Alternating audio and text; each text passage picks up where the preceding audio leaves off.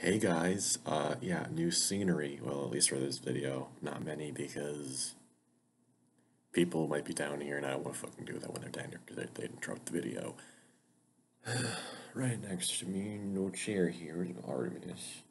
Such a cute little cat. Yeah, brown tabby. She had her kittens about a month ago. About to be 2 months this Christmas, I'm pretty sure, yeah. I think, at least. Anyway, I'm making this video because I got some new books. My grandparents, my dad's parents sent me, and my sister, both $150 gift cards again. I mean, for my birthday, I got one, and now another. I already showed you the books I got then, so now I'm going to show you the books I got now. But I just have them stacked here, right next to me. So, start off with the one on top, which is Laszlo Krasznahorkai Satan Tango. I don't know how to say it. Satan Tango, I guess I could say that. You know, it is. I don't really know the plot that well because all it says on the back is the action of Satan Tango centers on the arrival of a man who may or may not be a prophet or the devil or a con artist in a rotting, rain-drenched Hungarian hamlet infested with failures and spiders and drones. So that's interesting. And I like how the cover looks like a spider web too. That's kind of neat. But what I've heard about this one is it's sort of written like a tango, like one chapter is a certain time, and then it goes back in time and then forward in time with every chapter like that, like a dance.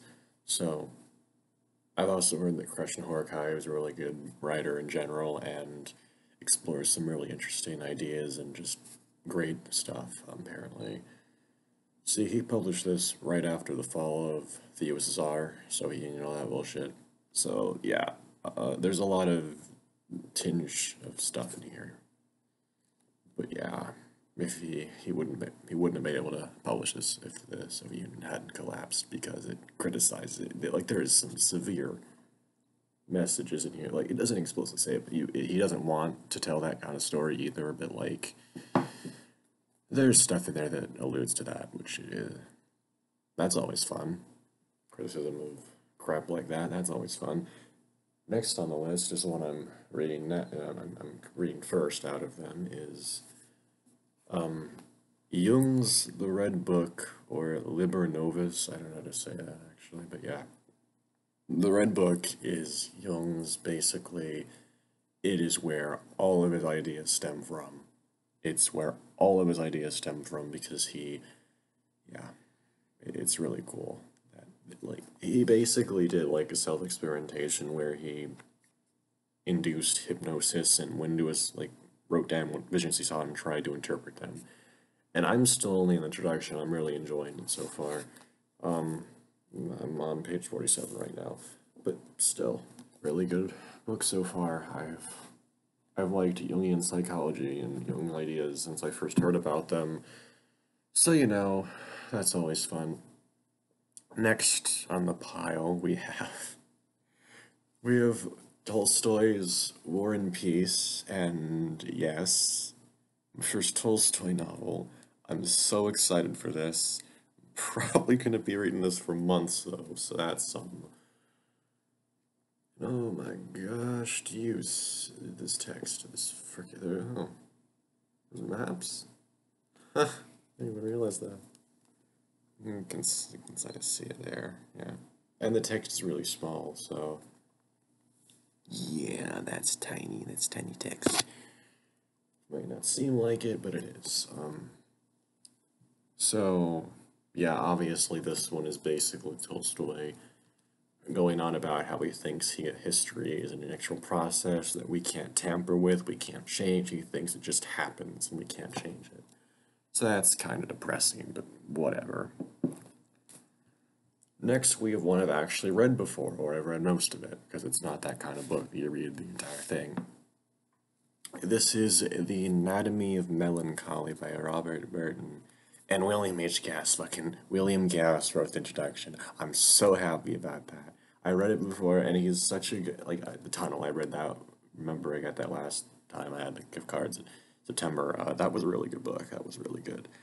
This one is basically like a treatise on melancholy of all forms and stuff.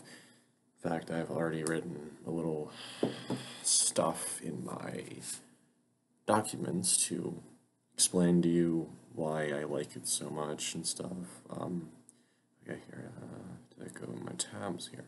Here it is.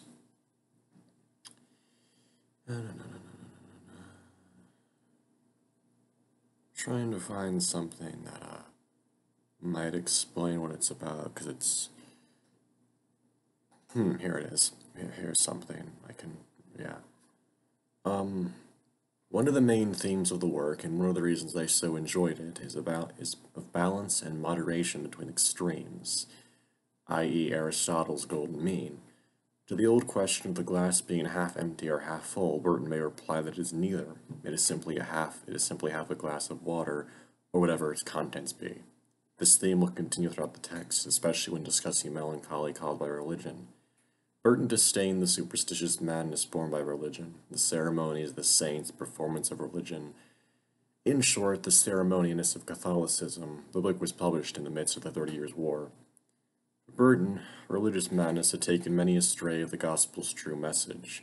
For a book especially such popularity in its time, written by an ecclesiastical man, that so blatantly criticizes piety in the early 17th century, we are not too far off the mark from the likes of Copernicus and Tyndale. I agree with William Gass, the introduction. I agree with Gass that the later sections on religious melancholy and its cures are pointedly interesting. Yet, while Burton does not abandon faith in favor of, say, medicine, he combines the two. Yeah, pretty much. Pretty much.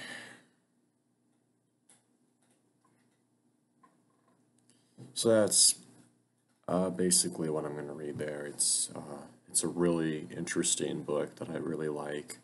So, yeah. Next on my pile here, I just need to move this out of the way. By the way, it's such a beautiful edition. NYRB makes such great editions. Next up on the list is Samuel Beckett's Malloy, Malone Dies, and the Unnameable. This here is something I saw on one of my favorite literature channels on YouTube, honestly. If not my favorite. Better Than Food, Cliff Sargent, he did a video on this years back. I don't remember how long ago, but he did it years back, and I watched his review of it recently, and really inspired me to read it. From what he said, it basically kind of reads like thoughts, like untapped thoughts that you just think regularly. Like the way you think, that's how this book is written, apparently. So that's intriguing. That's really intriguing to me. The way he was describing it made me really interested, so that's why I have it now. Because fuck ebooks and PDFs.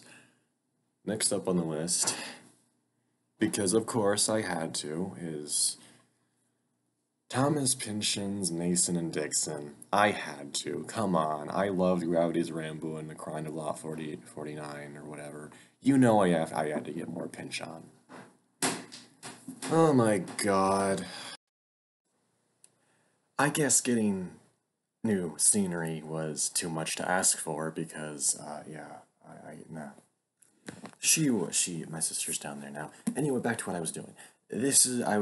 Thomas Pynchon, I had to, Mason and Dixon, yada yada yada. Apparently this one is about, what were the names? Charles Mason and Jeremiah Dixon. They're basically the people that made the Mason-Dixon line. So yeah,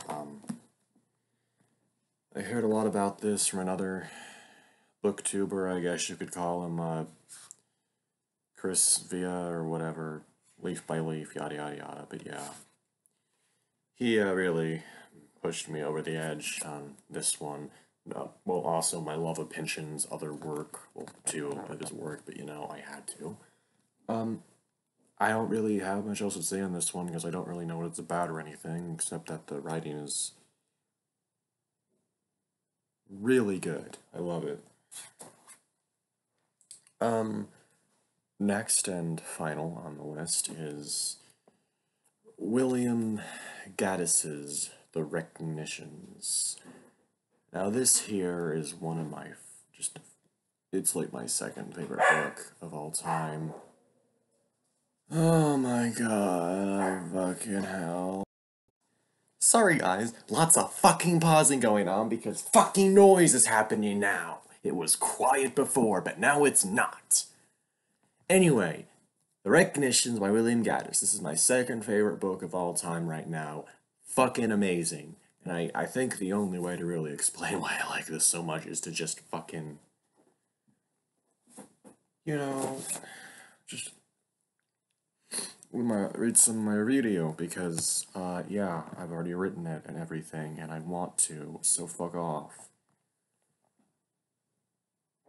Aside from Moby Dick, there is no comparable antecedent for the recognitions in American literature. Thomas Pynchon, John Barth, and Robert Coover all came later. In part, this timing explains a novel's critical fate at the time of its publication. Forerunners are often only appreciated in hindsight, but if it is astounding to think that this book came out before so many authors associated with postmodern maximalism, it is just as astounding to consider that it was also Gaddis' debut, preceding his own junior by 20 years. In Barth's first novel, The Floating Opera, the opening chapter is aptly and playfully entitled Tuning My Piano, and yet in The Recognitions, to amplify Barth's metaphor, Gaddis' 60-page opening chapter not only tunes the piano, but readies an entire orchestra on a Wagnerian scale.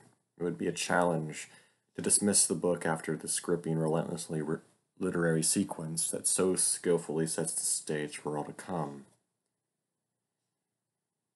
Yeah. As with the reading of Junior, it requires considerable constraint to overlook or omit all of the clever linkages Gaddis brings to the story. It should be noted then that in Stephen Moore's Reader's Guide to Gaddis' Recognitions, the synopsis alone runs no more than 18 pages in an effort to cover all the necessary bases. That said, what follows is a sample of references, implicit and explicit, to illustrate the breadth of Gaddis' elusiveness and the ways in which he gives meaning to the novel. The significance of White's age, main character, has its ties to the midlife journey of Dante's pilgrim in Christ's death. From the title of the book and the first chapter's epigraph, the Clementine Recognitions and Goethe's Faust are the novel's foremost sources. In other words, Christianity and paganism, and especially the second part of Goethe's Faust, and Gaddis' other principal sources, Sir James Fraser's The Golden Bow, Robert Graves' The White Goddess, and William John Python Adams' Mithraism. Gaddis quipped in his Paris Review interview that just as the Clementine Recognitions have been called the first Christian novel, his was going to be the last, and he added, I wanted The Recognitions to be a large comical novel in the great tradition. Important to specify, since the comedy can be hidden from view by the seriousness of the book's themes and the density of its elusiveness, and is more aligned with late 20th century black humor than, say, Cervantes' comic sallies. The Recognitions, then, is a comedy of errors with incessant miscommunications, mistaken identities, forgeries, and excesses, but its comedy is tempered by its quest to take on the largest questions in the humanities. What is genuine? How to make sense of the world around, how to make sense of the chaos around us? How do we live ethically in a world akin to Yeats' The Second Coming? And what, after all, is worth doing? Yeah, I fucking love this book.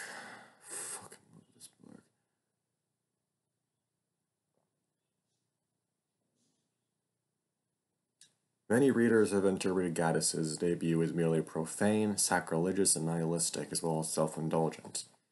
In The Ethics of Indeterminacy, in the novels of William Gaddis, however, Gregory Combs derives Gaddis' ethics within a system that rejects both the absolutism of organized religion and the relativism of the postmodern worldview, while still insisting on values with an epistemological boundary. Indeed, the onslaught of acerbic religions and social satire can prove to be an impasse to more conscientious interpretation of the Recognitions. But as Stephen Moore eloquently states in his authoritative book, William Gaddis, The Recognitions is not a repudiation of education and culture, of course. but an attack and its misuse by those who come and go speaking to matters with little or no understanding, counterfeiters of the intellect who drop names and botch quotations in their desperate attempts to win people and win friends and influence people. The misunderstanding of the novel parallels the misinterpreted anti-capitalist pronouncements of the Gaddis Jr. Socially, religiously, and economically, Gaddis seeks to expose the abuses of the masses, blindly find one another to clear space for thinking about how to proceed.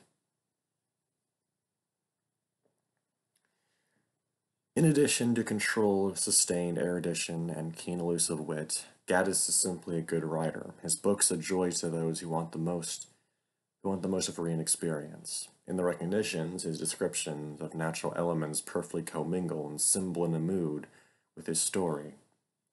Clouds blew over the town, shreds of dirty gray threatening like evil assembled in a hurry, disdained by the moon they could not obliterate. A sharp aphorism is always at the ready. My dear fellow, the priest is the guardian of mysteries, the artist is driven to expose them. Puns and jokes flavor the goings-on of rapacious socialities. The one about the lady from the First Unitarian Church of Cannon Bookport, M.E., who orders monogrammed napkins for church luncheon, and, I've spoiled it, and, do you know this new word, Caprew? It's made up of the first letters of Catholic and Protestant, and ellipses in the original. Moreover, memorable one-sentence details are employed to set up character motifs. That fever is past, but for the rest of his life it never left his eyes. And the soap opera of love in its various permutations, Wyatt, Esther, Ellery, Otto, Wyatt, Esme, Chubby, Stanley, is handled with all the sensitivity of the best novelist.